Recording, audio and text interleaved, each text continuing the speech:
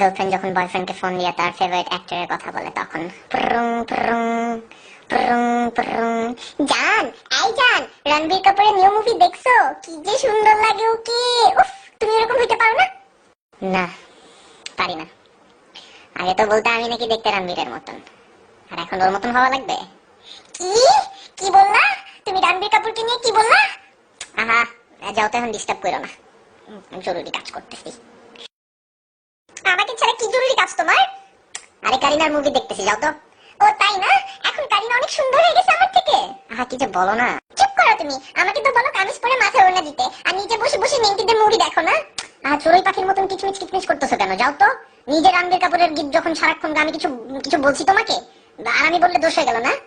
তুমি বলবা কেন? হ্যাঁ, রণবীর কাপুর কি তোমার কারিনার মতন ছোট ছোট জামা কাপড় পরে মুভি করে নাকি? এইসব ফালতু মেয়েদের মুভি দেখবা না বলে দিতেছি, অনেক সহ্য করছি কিন্তু আর না।